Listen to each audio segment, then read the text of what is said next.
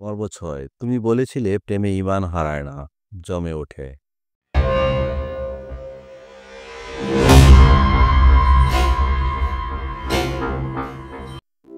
রাতটা যেন কোনো এক পুরনো সিনেমার মতো, নীরব, ধোঁয়াটে, আর অলক্ষ্যে আবেগে ভেজা। বারান্দার কোনায় রাখা ফুলদানির পাশে দাঁড়িয়ে মায়া চুপ করে আছে। তার হাতে ধরা ফোনের পর্দায় একটা নাম ভেসে উঠছে বারবার, রেহানা কলিং।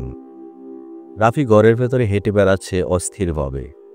জানালার পর্দা উড়ে উড়ে এক একবার তার মুখ ছুঁয়ে যাচ্ছে, তবু সে যেন স্থির হতে পারছে না।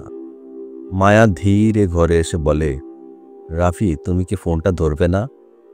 রাফি চমকে তাকায়। এক মুহূর্তের নীরবতা, তারপর রাফি ধীরে বসে পড়ে খাটের কিনারায়। সে বলে, রেহানা আমার অতীত, কিন্তু সে এখন কেন ফিরেছে আমি জানি না। মায়া জানালার কাছে এসে দাঁড়ায়। তার চোখে ক্লান্তি, কিন্তু অভিমান নয়। সে শুধু বলে, তুমি বলেছিলে ভালোবাসা মানে ঈমান। আজ যদি তুমি কাঁপো, তাহলে ঈমানও কাঁপবে। রাফি কিছুক্ষণ চুপ থাকে, তারপর ধীরে বলে, আমার ভেতরে এখন একটা যুদ্ধ চলছে। রেহানা আমার প্রেম ছিল, কিন্তু তুমি আমার প্রার্থনা। আমি যদি তোমাকে হারাই, আমি শুধু একজন স্ত্রীকে হারাবো না, আমি আমার পথ হারাবো। ঘরের বাতি নিভে যায়। হঠাৎই দরজায় কড়া নাড়ার শব্দ। রাফি উঠে গিয়ে দরজা খুলে।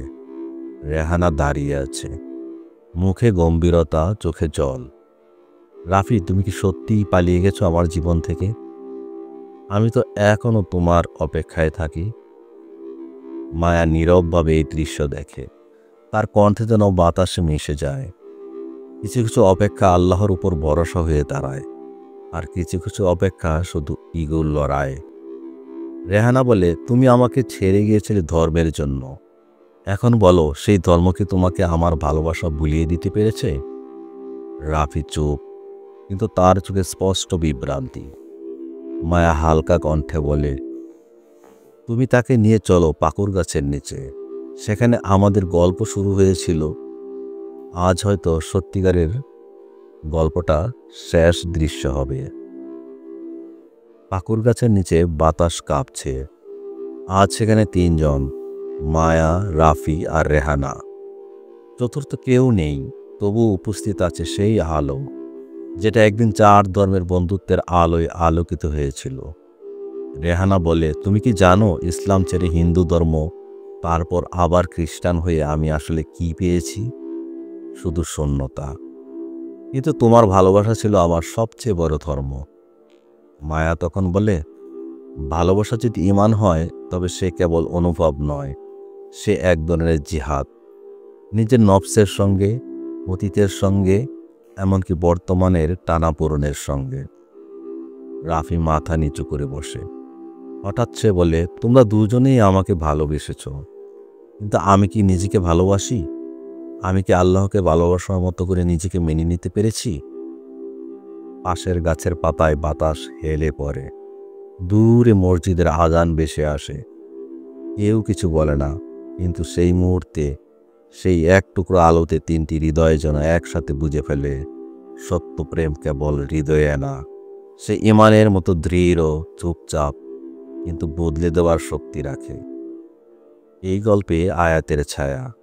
হে ঈমানদারগণ, তোমরা আল্লাহকে ভয় করো এবং সত্যবাদীর সঙ্গে থাকো। সূরা আত-তাওবা, আয়াত ১১৯। এই গল্পের অন্তর্নিহিত শিক্ষা। এই পর্ব আমাদের শেখায়, প্রেম, অতীত, বিশ্বাস আর আত্মসংযমের ভেতর একটা সূক্ষ্ম যুদ্ধ চলে সব মানুষের হৃদয়ে। রাফি, মায়া ও রেহানার মুখোমুখি হওয়া মানে শুধু সম্পর্কের দ্বন্দ্ব নয়, বরং আত্মার এক ধরনের পরিশুদ্ধির মঞ্চ। সত্যিকারের ভালোবাসা তখনই টেকে যখন তা শুধু আবেগ নয়, একটি আধ্যাত্মিক দায়িত্ব হয়ে ওঠে, যেখানে ইগো নয়, ইখলাস জয়ী হয়। ভালোবাসা তখনই টিকে যখন তা ঈমানের মতো নিজেকে সংশোধনের সাহস যোগায়। এই গল্পে সালাত মানে, এই পর্বে সালাত এক ধরনের আত্মপ্রশ্ন। আমি কি সত্যিই আল্লাহকে ভালোবাসার মতো নিজেকে ভালোবাসি? সালাত কেবল সময় মতো গৃহীত ফরজ কাজ নয়, বরং এমন এক নীরব আত্মমর্যাদার ঘোষণা যেখানে মানুষ নিজের ভিতর ফিরে দেখে, সংশোধন করে আর আল্লাহর দিকে পথ খুঁজে। সালাত মানে শুধু সিজদা নয়, বরং নিজের নফসের বিরুদ্ধে প্রতিদিনের এক নীরব জিহাদ। পরবর্তী পর্বে আসছে একটি নতুন প্রশ্ন। এক জন্মের নয়, বহু জন্মের ফেরার ছায়া।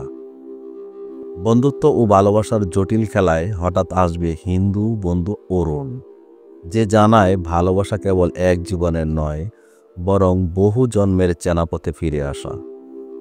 মায়ার মন কি তবে ফের দোল খাবে, নাকি আল্লাহর প্রতি ভালোবাসা জয় করবে সমস্ত টানাপোড়েন? দেখতে থাকুন মহাকালের সঙ্গী। আসছে পরবর্তী সাত শীঘ্রই। সম্মানিত দর্শক, আজকের গল্পে ব্যবহৃত পবিত্র কোরআনের বিভিন্ন আয়াত হতে আমরা অনেক কিছুই জানলাম, কিন্তু জানা মানেই শেষ নয়, মানাও জরুরি। সত্য জেনেও অবহেলা করলে একসময় হৃদয় অন্ধ হয়ে যায়। আপনার প্রিয়জনকে এই ভিডিওটি পাঠান, যারা হয়তো সত্য জানে তবু দেরি করে মানতে। কমেন্টে জানান আপনার অনুভূতি কেমন ছিল। সাবস্ক্রাইব করুন মহাকালের সঙ্গী চ্যানেল, যেখানে কোরআনের আলো আপনাকে পথ দেখাবে গল্পে গল্পে। আল্লাহ আমাদের সকলকে সত্য জানার পর সেটা মানার তৌফিক দিন। আমিন। দেখা হবে পরবর্তী পর্বে পবিত্র কোরআনের আয়াতভিত্তিক শিক্ষামূলক গল্প নিয়ে, ইনশাআল্লাহ। সেই পর্যন্ত এই পর্ব থেকে আজকের মতো বিদায় নিচ্ছি। সংকলক আমি সহজ কবি। সকলের জন্য রইল আন্তরিক দোয়া ও ভালোবাসা। মহাকালের সঙ্গী হওয়ার জন্য বিনীত আরজ রেখে বিদায় নিচ্ছি। সবাই ভালো থাকবেন। আল্লাহ হাফেজ।